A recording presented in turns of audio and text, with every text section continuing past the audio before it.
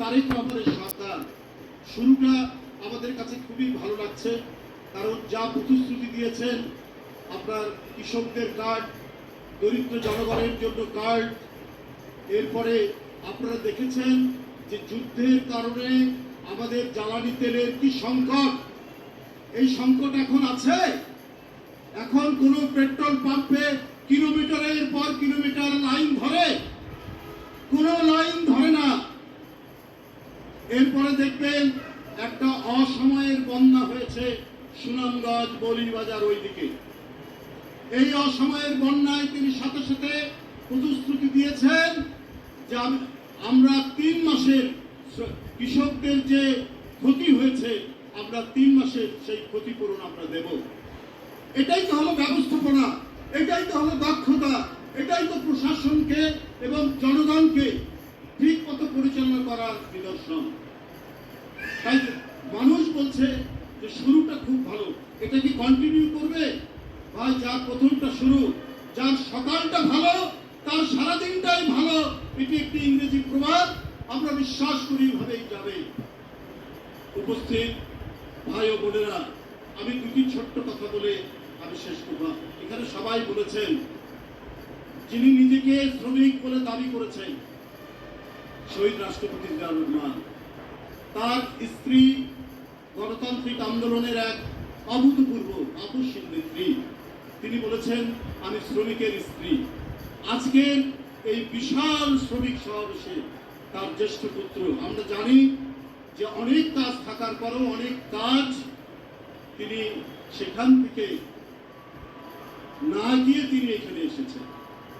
বাবা মায়ের যে উত্তরাধিকার হয়, সঠিক উত্তরাধিকার, শুধু রক্তের উত্তরাধিকার নয়, আদর্শের উত্তরাধিকার তারেক রহমান সেটা নতুন করে প্রমাণ করলেন। বন্ধুরা, আবার এখন দুটি কথা শ্রমিকদেরকে নিয়ে। একটি হলো যে আজ থেকে 130 বছর আগে জার্মানির চ্যান্সেলর বিসমার্ক তিনি মিনিমাম ওয়েজেসের কথা বলেছেন, ন্যূনতম মজুরি তিনি প্রথম বলেছিলেন। এরপরে অনেক শ্রমিক আন্দোলন, অনেক অধিকার, অনেক কিছু ঘটে গেছে গোটা পৃথিবীতে, কিন্তু বাংলাদেশে এখনো ন্যাশনাল স্ট্যান্ডার্ড মিনিমাম ওয়েজেস এখনো এটা নির্ণীত হয়নি, এটা এখনো বাস্তবায়ন হয়। আজকেই আমি খবরের কাগজে যে শ্রমিকের পুত্র তারেক রহমান তিনি এই বিষয়টা সর্বত্র বিবেচনা করবেন।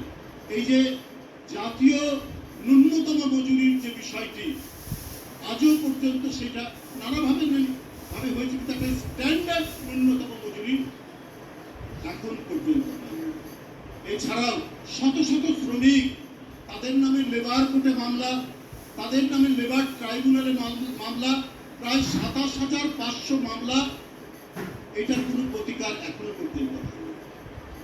তো এই বিষয়গুলো আমাদের প্রধানমন্ত্রী নিশ্চয়ই তিনি কনফিডেন্স নেবেন এবং তিনি নিয়ে এই শ্রমিকদের স্বার্থে যে কাজগুলো করবেন সেই কাজগুলো করবেন, এগুলোই তিনি দেখবেন। যে শ্রমিক টাকা পাবে কোথায়? ও মামলা চালাবে না সে কলে কারখানায় সে উৎপাদনের মধ্যে কাজ করবে?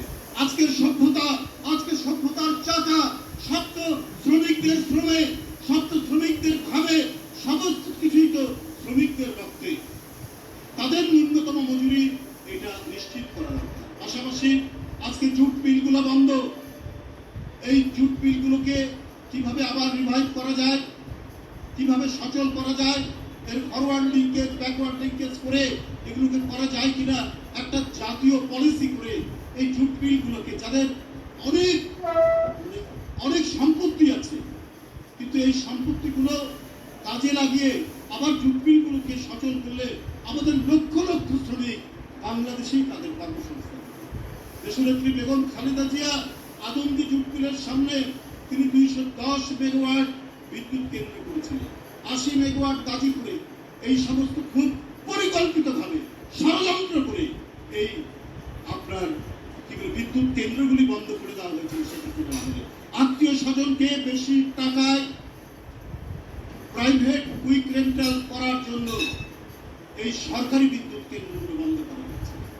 আমার বিশ্বাস এই বিষয়গুলি প্রধানমন্ত্রী দেখবেন এবং যথাযথ ব্যবস্থা নেবেন। আমার বক্তব্য শেষ। খোদা হাফেজ। বাংলাদেশ জিন্দাবাদ।